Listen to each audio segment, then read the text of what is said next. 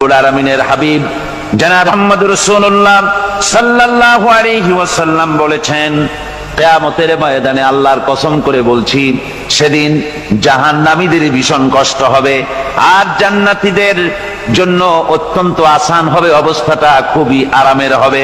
নবীজি বলেন, এক ওয়াক্ত ফরজ নামাজ আদায় করতে যে সময়টুকুন লাগে, কিয়ামতের মাঠের এই সময় এত বড় বিরাট লম্বা সময় জান্নাতীদের জন্য এরকম হালকা হয়ে যাবে। সুবহানাল্লাহ। হযরত আবু সাঈদ খুদরী রাদিয়াল্লাহু তাআলা আনহু হাদিসখানা বর্ণনা করেছেন, এক ওয়াক্ত নামাজ, একটা ফরজ নামাজ পড়তে যতটুকুন সময় লাগে এতটুকুন সময়ের ভেতরে জান্নাতীদের কারবার শেষ হয়ে যাবে। সুবহানাল্লাহ বিহামদি। আর ওদের কারবার তো শেষই হবে না। وَيَوْمَ تَشَقَّقُ السَّمَاءُ بِالْغَمَامِ وَنُزِّلَ الْمَلَائِكَةُ تَنزِيلًا। ওরা ফেরেশতা দেখতে চায়। সেদিন আসমান সমূহ বিদীর্ণ হয়ে মেঘ পুঞ্জ বেরিয়ে আসবে, আত্মপ্রকাশ করবে। তার ভেতর থেকে ফেরেশতারা ক্রমাগত নাজিল হতে থাকবে। আর অবস্থাটাই হবে, আল মুলকু ইয়াউমাইযিনিল হাক্কু লিররহমান ওয়া কানা ইয়াওমান আলাল কাফিরিনা আসীরা। আর সেদিনে বাদশাহী হবে কেবলমাত্র রহমানেরই। ওয়া কানা ইয়াওমান আলাল কাফিরিনা আসীরা। আর সেই কিয়ামতের দিন, সেই সময়টা হবে কাফেরদের জন্য বড়ই কঠিন। এখানে কিয়ামতের কিছু কথা বলা হচ্ছে, কিছু আভাস দেওয়া হচ্ছে যে আসমান সমূহ বিদীর্ণ হয়ে মেঘ পিণ্ড বেরিয়ে আসবে এবং তার থেকে ক্রমাগত ফেরেশতারা নাজিল হতে থাকবে। আল্লাহর হাবিব বলেছেন, কেউ যদি কিয়ামতের দৃশ্য দেখতে চায় সেজন্য সূরা ইজা শামসু কুবিরাত ওয়া ইজা সামাউ ফাতারাত, ইজা সামাউ শাক্কাত, এই সূরাগুলি যেন পড়ে, তাহলে কিয়ামতের দৃশ্য তার চোখের সামনে প্রতিভাত হবে। কিয়ামতের দৃশ্যটা আসলে কেমন হবে সেই সূরাগুলি তেলাওয়াত করলে সে বুঝতে পারবে। যেমন আল্লাহ পাক বলছেন, إذا السماء فطرت وإذا الكواكب انتثرت وإذا البحار فجرت وإذا القبور بعثرت। যখন আকাশসমূহ চূর্ণ বিচূর্ণ হয়ে যাবে আর তারকাসমূহ বিক্ষিপ্ত হয়ে পড়বে, সমুদ্র মহাসমুদ্রগুলি দীর্ণ বিদীর্ণ হয়ে যাবে, কবরগুলি সব উদ্গীরণ করে দেবে, তার মধ্যে যা আছে সে সবগুলি। আবার আল্লাহ পাক বলেন, ইযাশ শামসু কুবিরাত ওয়া ইযান নুজুমুন কাদারাত ওয়া ইযাল জিবালু সুয়্যিরাত। সূর্য যখন ঢেকে যাবে, তারকাগুলি যখন বিপর্যস্ত হয়ে যাবে আর পাহাড়গুলি যখন চালিয়ে দেওয়া হবে, এই দৃশ্য তোমরা দেখতে পাবে। فَإِذَا النُّجُومُ طُمِسَتْ وَإِذَا السَّمَاءُ فُرِجَتْ وَإِذَا الْجِبَالُ نُسِفَتْ। সেদিন অবস্থা এমন হবে, সমস্ত তারকাগুলি স্তিমিত হয়ে যাবে আর আকাশসমূহ দীর্ণ বিদীর্ণ হয়ে যাবে। আর দেখতে পাবে পাহাড়গুলি, সমস্ত পাহাড়গুলিকে উড়িয়ে দেওয়া হবে। আবার অবস্থা আরো কি হবে, فَإِذَا بَرِقَ الْبَصَرُ وَخَسَفَ الْقَمَرُ وَجُمِعَ الشَّمْسُ وَالْقَمَرُ। যখন চক্ষু বিস্ফারিত হয়ে যাবে মানুষের, চাঁদ আর সূর্য নিষ্প্রভ হয়ে যাবে, সব একাকার হয়ে যাবে, চন্দ্র এবং সূর্য তার অস্তিত্বকে হারিয়ে ফেলবে। শুধু তাই নয়, وَحُمِلَتِ الْأَرْضُ وَالْجِبَالُ فَدُكَّتَا دَكَّةً وَاحِدَةً। জমিন ও পাহাড়গুলির মধ্যে সংঘর্ষ লাগিয়ে দেওয়া হবে আর তা এক ধাক্কায় জমিন এবং সমস্ত পাহাড়গুলি চূর্ণ বিচূর্ণ হয়ে যাবে। সুবহানাল্লাহি ওয়া বিহামদিহি। আল্লাহ রাব্বুল আলামিন বলছেন, এইভাবে করে কিয়ামতের দৃশ্য, বিভীষিকাময় দৃশ্য তোমরা দেখতে পাবে। আর সেদিনের রাজত্বটা কার হবে? আল মুলকু ইয়াউমাইযিনিল হাক্কু লির-রাহমান। সেদিনের রাজত্ব হবে কেবলমাত্র রহমানের। অর্থাৎ যেসব কৃত্রিম বাদশাহী দেখে তোমাদের চোখে ধাঁধা লেগে গিয়েছে, তোমাদেরকে দুনিয়ার বাদশাহী দেখে তোমরা ধোঁকায় পড়ে গিয়েছো, এসব বাদশাহী কিছুই টিকবে না সেদিন। সেদিন শুধু বাদশাহী থাকবে একমাত্র আল্লাহ পাকের। কার থাকবে বাদশাহী? জোরে বলেন কার? আল্লাহ রাব্বুল আলামিন যখন কিছুই থাকবে না ঘোষণা করবেন লিমানিল মুলকুল ইয়াউম লিল্লাহিল ওয়াহিদুল কাহ্হার। আজকে কার রাজত্ব? চারিদিক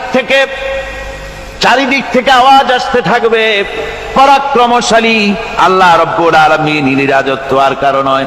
হাদিস শরীফে এসেছে, বুখারী মুসলিম শরীফের হাদিসে এসেছে, আল্লাহর নবী বলেন আল্লাহ রাব্বুল আলামিন তখন তার এক হাতে আকাশ মণ্ডলীকে ধারণ করবেন, আর এক হাতে জমিনকে ধারণ করবেন।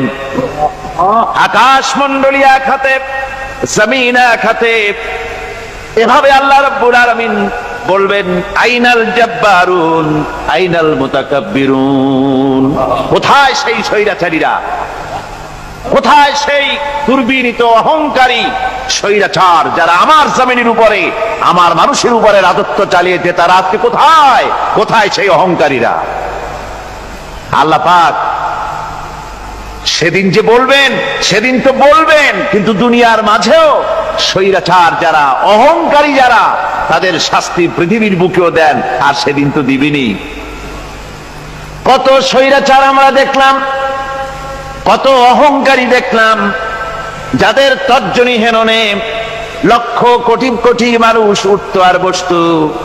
তাদের জিল্লাতির সঙ্গে আল্লাহ রাব্বুল আলামিন কতজনকে বিদায় করে দিলেন। ফুলের মালা নিয়ে কুলাতে পারে নাই, পা থেকে শুরু করে গলা পর্যন্ত ফুলের মালা দিয়া ডুবাই দিল ভক্তরা। আবার আল্লাহ রাব্বুল আলামিন এমন শাস্তি দিলেন, ফুলের মালার পরিবর্তে জুতার মালা নিয়ে জেলের মধ্যে ঢুকাইয়া দিলেন। ঠিক কিনা গণ? অহংকারী আর স্বৈরাচার যারা হয়, আল্লাহ পাক এভাবে তাদের দৃষ্টান্ত দেখিয়ে দেন। আমরা কত দেখলাম, 9 বছরের রাজা 10 বছরের সাজা। পৃথিবীর মুখে যারা অহংকার করে, যারা স্বৈরাচার হয়, আল্লাহর আইনকে যারা বৃদ্ধঙ্গুষ্টি প্রদর্শন করে, আল্লাহ পাক তাদের জমিনেও দেখান। এখানে চূড়ান্ত ফয়সালা আল্লাহ করেন না, আসল ফয়সালার জায়গা তো আছেই, তবে এখানে নমুনা দেখায় দেন। কিন্তু মুশকিল হচ্ছে, ইতিহাসের সবচাইতে বড় শিক্ষা হলো ইতিহাস থেকে মানুষেরা শিক্ষা গ্রহণ করে না। একজনে যে কাম করে বিপদে পড়ে, আর একজন এসে আবার সেই পথেই অগ্রসর হয়, নিশ্চিত মৃত্যুর পথে। আমার বন্ধুগণ, আল্লাহ পাক বলছেন সেই দিন আমার রাজত্ব হবে, আর কারো রাজত্ব হবে না। ওয়াকানা ইয়াওমান আলাল কাফিরিনা আসীরা। আর ওই দিনটা, ওই কিয়ামতের দিন হবে কাফেরদের জন্য সবচাইতে কঠিন। সবচাইতে কঠিন হবে কাদের জন্য? কাফেরদের জন্য। কাফের কারা? কাফের হচ্ছে তারা যারা নাকি আল্লাহর আইনকে অস্বীকার করেছে, আল্লাহকে অস্বীকার করেছে, আল্লাহর আইনকে অস্বীকার করেছে। ওরা কি? কাফের। কুফর শব্দের অর্থ হচ্ছে গোপন করা। এই জন্য অন্ধকার রাতকে আরবিতে কাফের বলা হয়েছে, অর্থাৎ যা সব জিনিসকে অন্ধকার দিয়ে ঢেকে দেয়। তো কুফর হচ্ছে সেই জিনিস যা মহাসত্যকে ঢেকে দেয়, সত্যকে, মহাসত্যকে ঢেকে দেয় যে জিনিস, সেটাকে কুফর বলা হয়। আর এই কাফের অন্ধকারে ঘুরে মরে, সে কোন আলোর খোঁজ পায় না। আল্লাহ রাব্বুল আলামিন বলেন, কাফেরদের কথা এখন শোনাচ্ছেন আল্লাহ পাক, والذين كفروا أولياؤهم الطاغوت يخرجونهم من النور إلى الظلمات। যারা কাফের, যারা কুফরি অবলম্বন করেছে, তাদের সাহায্যকারী আর পৃষ্ঠপোষক হচ্ছে তাগুত। তাগুত বলা হয় সেই শক্তিকে যে শক্তি শুধু নিজেই আল্লাহর আইন অমান্য করে বসে থাকে না, বরং অন্যদেরকেও আল্লাহর আইন অমান্য করতে বাধ্য করে। ওদেরকে আরবিতে কি বলা হয়? তাগুত বলা হয়। আর এই তাগুতি শক্তি, এই তাগুত হয় তার সাহায্যকারী, যা তাকে আলো থেকে টেনে অন্ধকারের ভেতরে নিয়ে যায়। আর কাফের হচ্ছে আল্লাহ পাকের ভাষায় অর্থাৎ কোরআনের ভাষায় কাফের হচ্ছে সবচাইতে নিকৃষ্ট প্রাণী, সবচাইতে নিকৃষ্ট জীব। মহাসত্যকে যারা অস্বীকার করেছে, যারা আল্লাহকে মানে না, যারা আল্লাহর কোরআনকে মানে না, যারা ইসলামকে স্বীকার করে না, তারা সবচাইতে নিকৃষ্ট প্রাণী। আল্লাহ রাব্বুল আলামিন বলেন, ইন্না শাররাদ দাওয়াবি ইনদাল্লাহিল্লাযীনা কাফারু ফাহুম লা ইউমিনুন। নিশ্চয়ই আল্লাহর জমিনে সব বিচরণশীল জীব যত আছে, আল্লাহ বলছেন আমার জমিনে বিচরণশীল জীব যত আছে তার মধ্যে সবচাইতে নিকৃষ্ট প্রাণী হলো যারা ঈমান আনে নাই, যারা বিশ্বাস করে না আমি আল্লাহকে, যারা পরকালকে বিশ্বাস করে নাই, যারা কোরআনকে বিশ্বাস করে নাই, যারা ইসলামকে বিশ্বাস করে নাই, পৃথিবীর মধ্যে তারা সবচাইতে নিকৃষ্টতম প্রাণী। আল্লাহ বলেন শুধু নিকৃষ্ট জনক নিকৃষ্ট প্রাণী বললেই সারে না, এরা হলো চতুষ্পদ জানোয়ারের মতো। কে বলতেছেন? আমি বলছি না, কিন্তু আল্লাহ পাক বলতেছেন চতুষ্পদ জানোয়ারের মতো কাফেরেরা। وَمَثَلُ الَّذِينَ كَفَرُوا كَمَثَلِ الَّذِي يَنْعِقُ بِمَا لَا يَسْمَعُ إِلَّا دُعَاءً وَنِدَاءً। এই কাফেরদের দৃষ্টান্ত হচ্ছে সেই রাখালের মতো, যে রাখাল তার পশুদেরকে ডাকে আর ওই পশুরা একটা ডাক শোনে মাত্র, কিন্তু কি যে বলে তা তো পশুতে বোঝেন। কথা বুঝতে পেরেছে? সুম্মুন বুকুমুন উমিয়ুন ফাহুম লা ইয়াকিলুন। এরা বোবা, এরা বধির, এরা অন্ধ, এ কারণেই কোনো কথা বোঝে না। এরা চতুষ্পদ জানোয়ারের চাইতেও নিকৃষ্ট। যাদেরকে আমি আল্লাহ বলেন, যাদেরকে আমি চোখ দিলাম, চোখ থাকতে হক দেখলো না, সব দেখলো। হক দেখে নাই চোখ দিয়া, এই চোখ দিয়া সব দেখলো। নারীর সৌন্দর্য উপভোগ করলো আর নারীর অঙ্গ প্রত্যঙ্গ নিয়ে নানা ধরনের গল্প লিখলো, কবিতা লিখলো, কিন্তু এই সৌন্দর্য যিনি দিলেন তারেও চিনল না। আছে না কত কবি আমাদের দেশে? আমার দেশের সেই কবি জাতীয় পুরস্কার পায় যে কবি নারীর বিশেষ বিশেষ অঙ্গ নিয়ে বেশি করে নির্লজ্জ কবিতা লিখতে পারে, ওই হলো সবচেয়ে বড় কবি। আমার বন্ধুগণ, একজন বুজুর্গ ব্যক্তি তিনি পথ দিয়ে যাচ্ছিলেন, তো সে পথে এক সুন্দরী যুবতী মেয়েকে দেখে সেই যুবতী মেয়ের দিকে এই বুজুর্গ ব্যক্তি এক নজরে তাকায় আছে।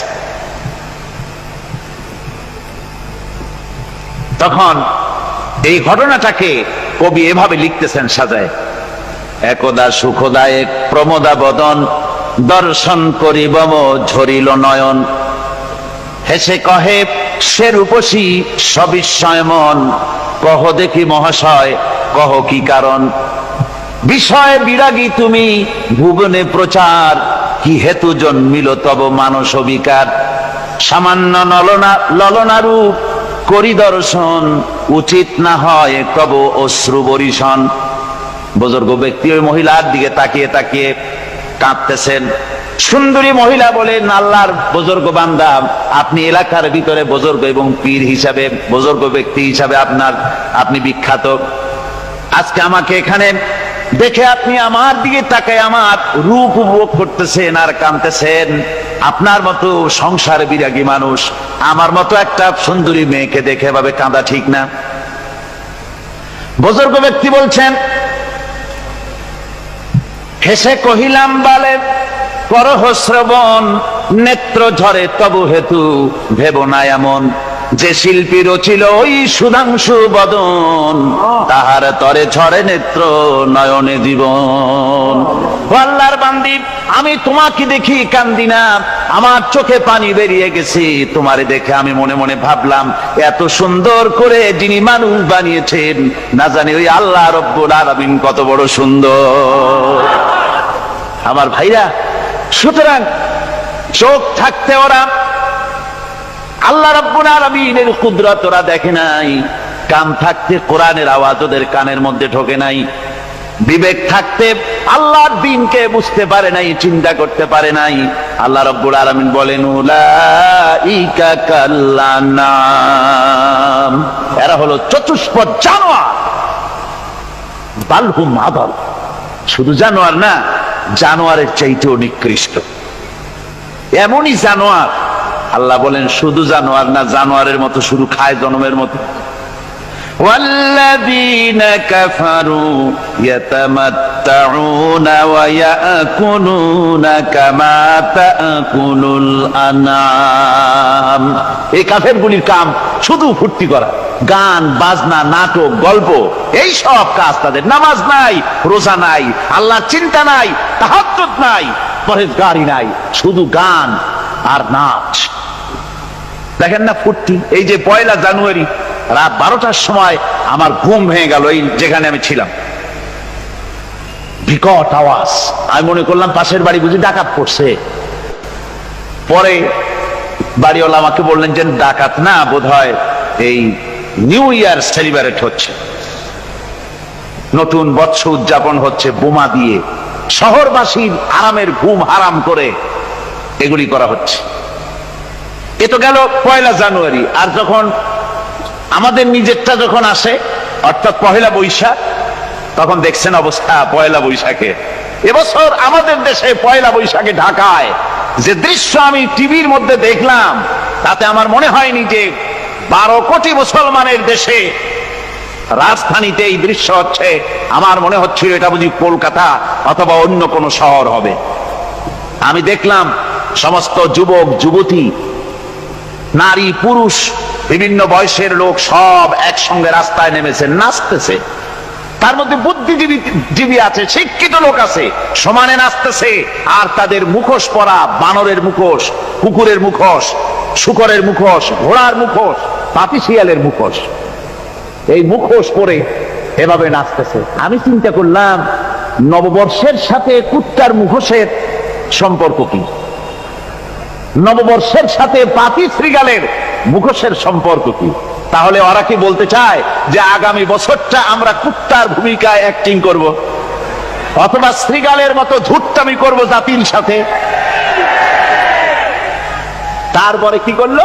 সকাল বেলায় যুবক যুবতী 1 বৈশাখ সূর্য উদয়ের আগে রমনা লেকের পাড়ে গিয়ে সব দাঁড়িয়েছে বাসন্তী রঙের শাড়ি পরে। তারপরে সেখানে দাঁড়িয়ে সূর্য উদয়ের পানে তাকিয়ে সকাল বেলায় ভাবে করজোর করে বলছে, এসো হে নববৈশাখ, স্বাগতম হে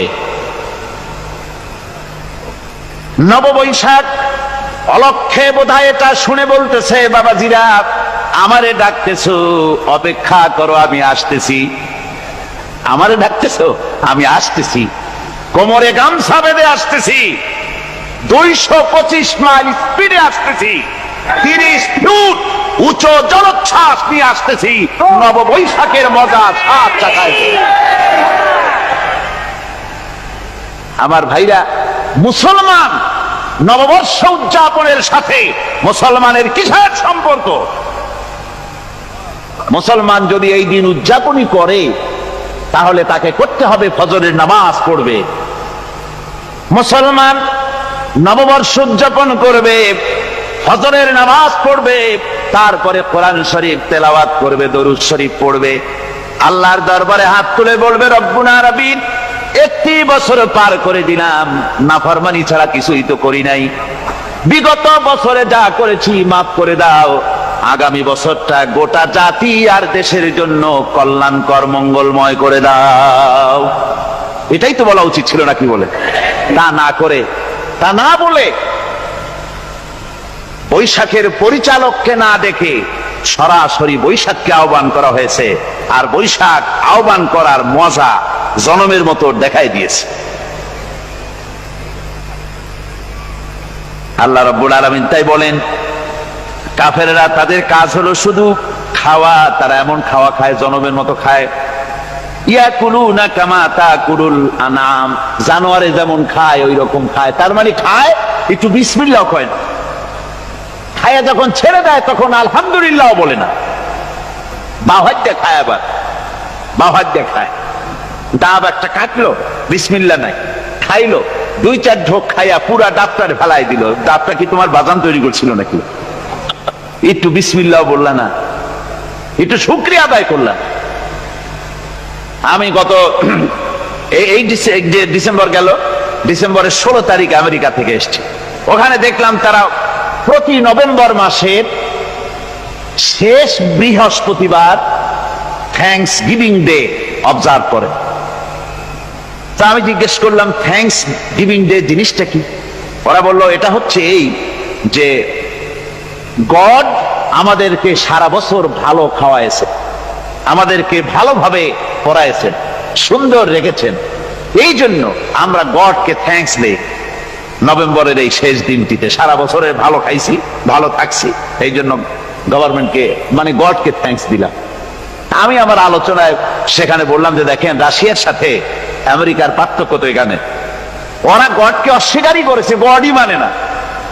আর এরা গডের নামাজ রোজা বা ইবাদত কিছু করুক আর না করুক, গডের অন্তত একটা ধন্যবাদ দেয়।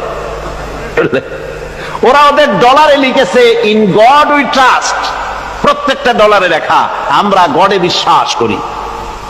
তো শুকর আদায় করলে তো আল্লাহ বাড়িয়ে দিবেন। আল্লাহ রাব্বুল আলামিনের সুন্নাত হলো, শুকর যদি কেউ আদায় করে আল্লাহ বাড়িয়ে দেন। লা ইন শাকারতুম লাযীদান্নাকুম ওয়া লা ইন কাফারতুম ইন্না আযাবী লাশাদীদ। আমার নিয়ামতের শুকর যদি আদায় করো আমি বাড়ায় দেব, আর যদি নিয়ামতের শুকর আদায় না করো তাহলে মস্ত বড় শাস্তি তোমাদের জন্য রেখেছি। তো আমেরিকা শুকর আদায় করে নিজেরা খাইয়া, কিন্তু ওদের জমিন হলো বিশাল জমিন।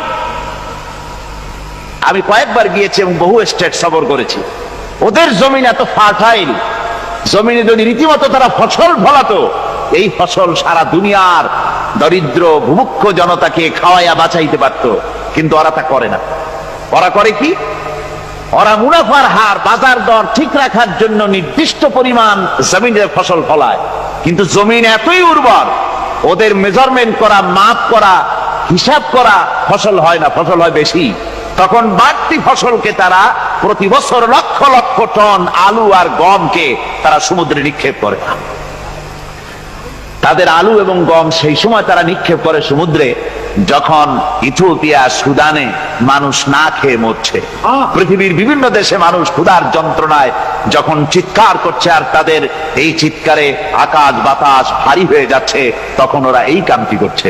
তাই আমি ওই প্রথম দিন বলেছিলাম যে রাশিয়া যেমন খান খান হয়েছে, অস্তিত্ব বিলুপ্ত হয়েছে আল্লাহর সাথে নাফরমানি করার কারণে।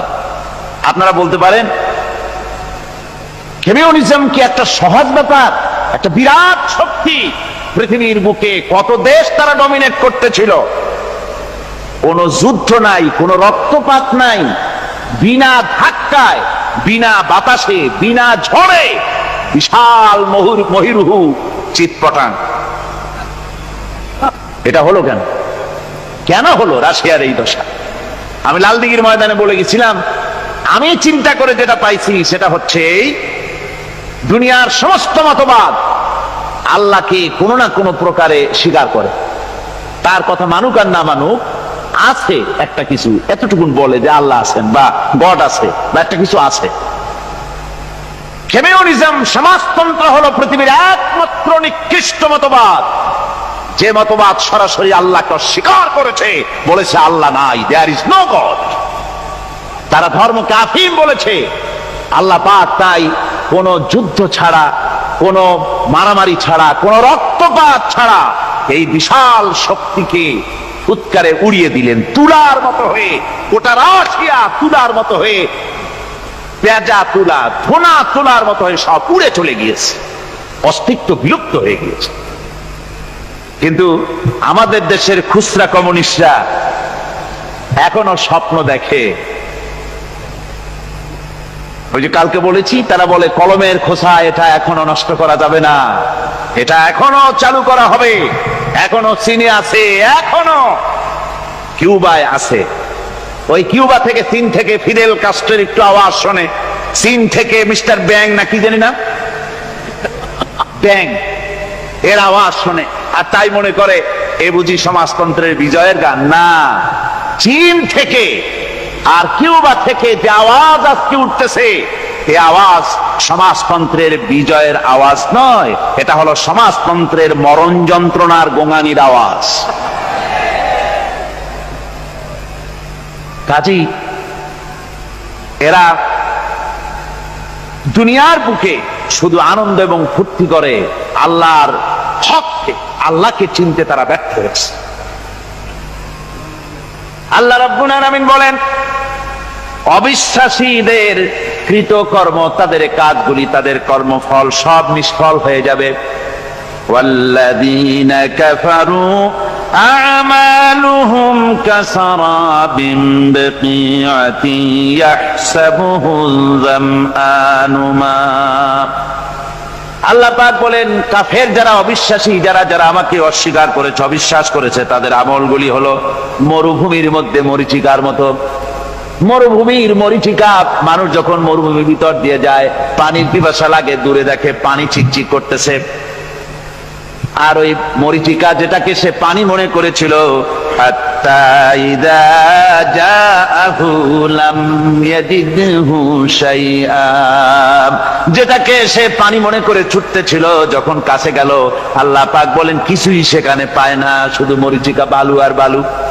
এরকম করে যারা আমার দিনকে অস্বীকার করেছে, আমাকে অস্বীকার করেছে, তারা যত ভালো কাজ করুক আর যাই করুক না কেন, তাদের কৃত কর্মগুলি এভাবে সব নিষ্ফল। এ হলো এক কথা।